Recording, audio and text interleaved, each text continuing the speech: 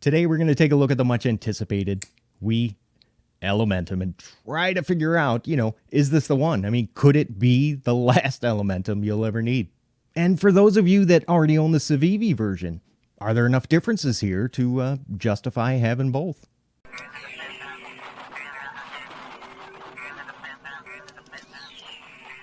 And as usual, like the links to buy, the prices, and even coupon codes will all be listed for you down in the description. By the way, if this is your first time here, hey, I'm Jay. Thanks for stopping by.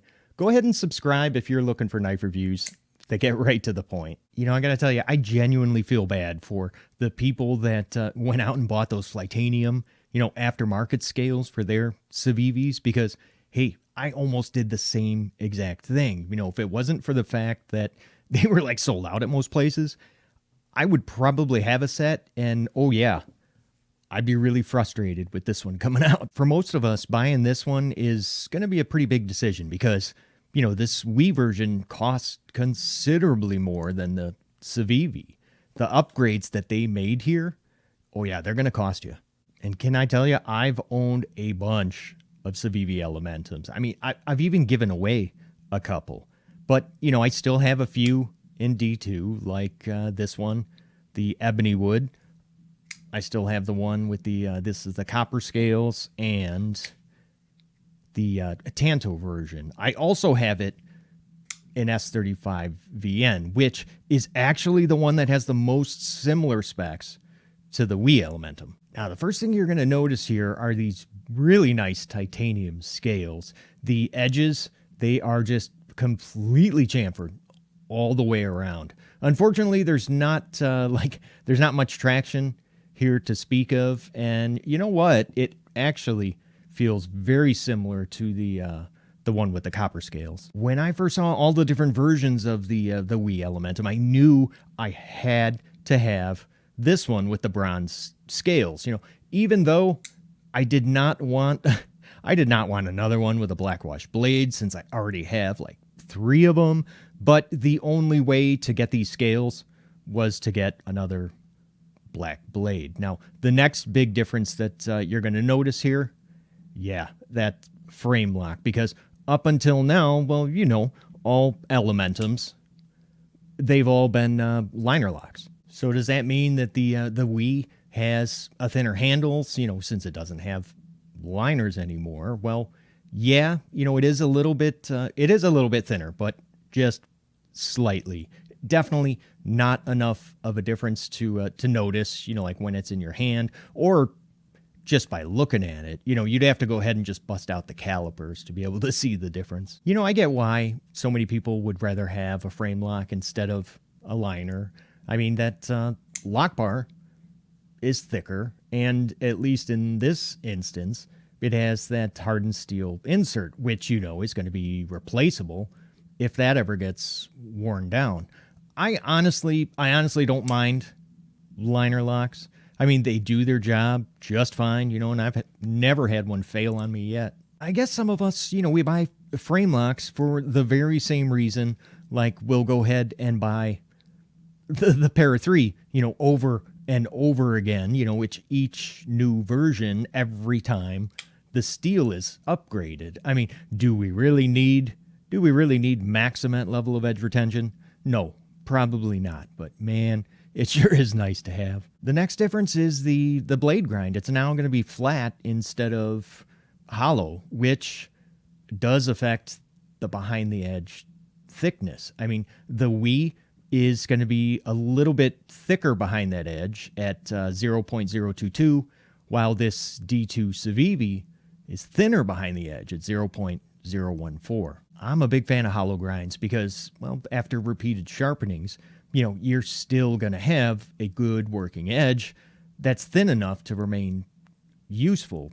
After repeated sharpenings of this flat grind, that edge is just going to get thicker and thicker, which means, it's going to have a shorter lifespan. Now would probably be a good time to see if there's a noticeable difference in how these two cut. So let's go ahead and start with the Civivi and the D2.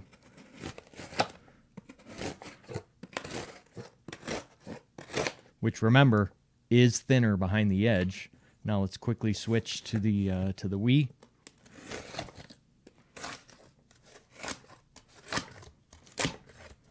Ooh, man.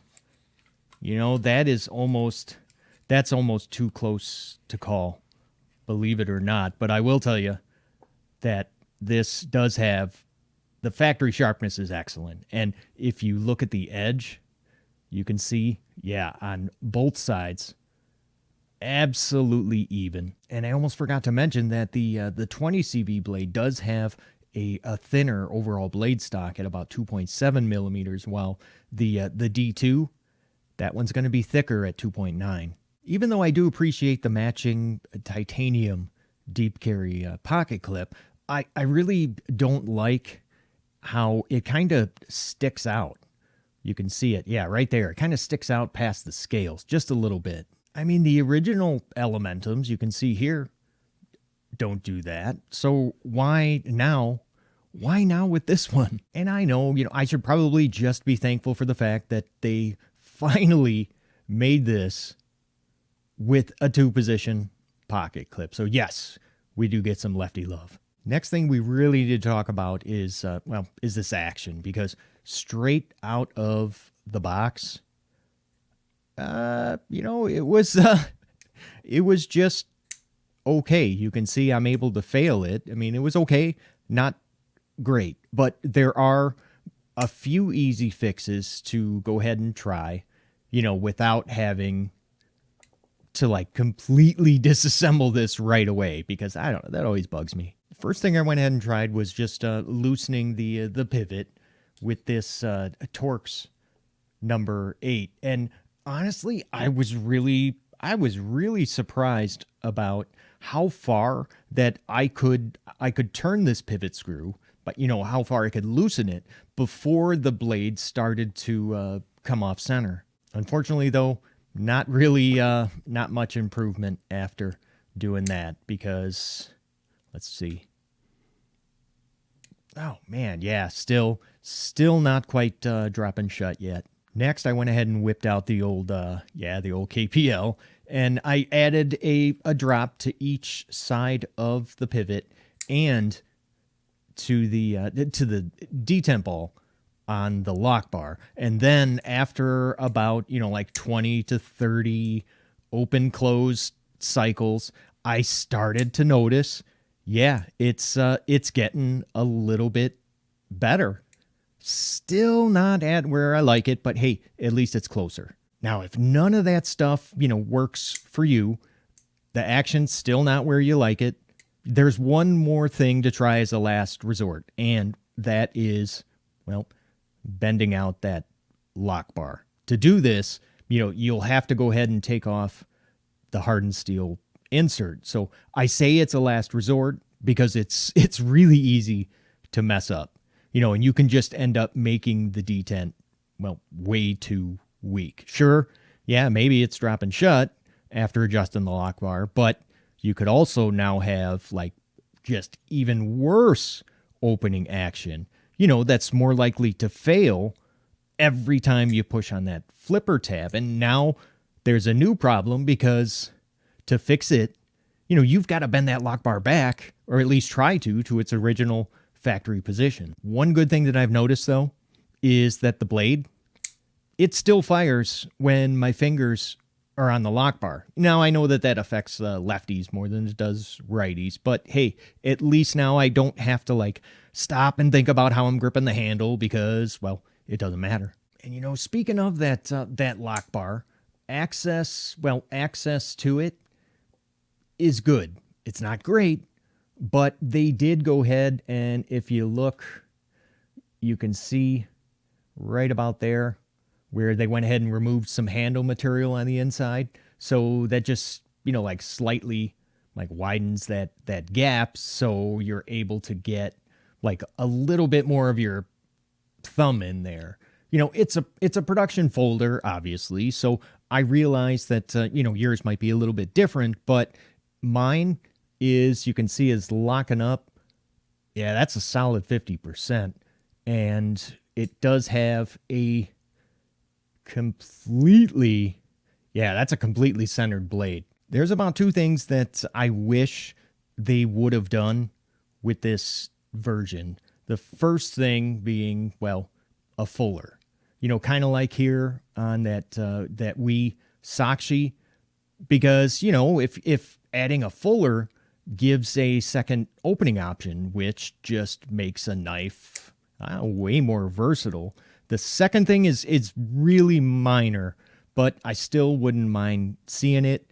And yeah, if you look on the inside, if they would have added some skeletonization, you know, maybe just to bring that weight down a little bit.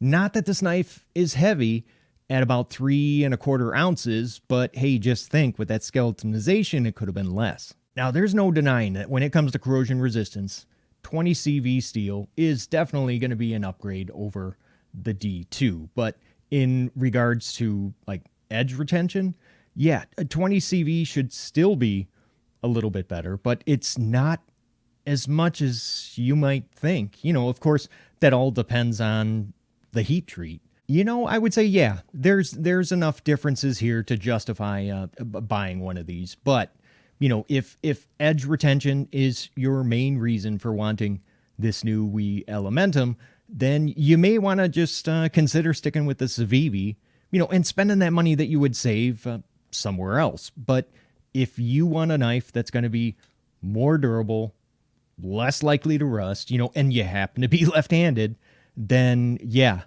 I would say go and pick up a WE. And this version is still in stock at White Mountain Knives, which is good for you because then you can use my coupon code LeftyLove, which is going to go ahead and save you 10% off your order.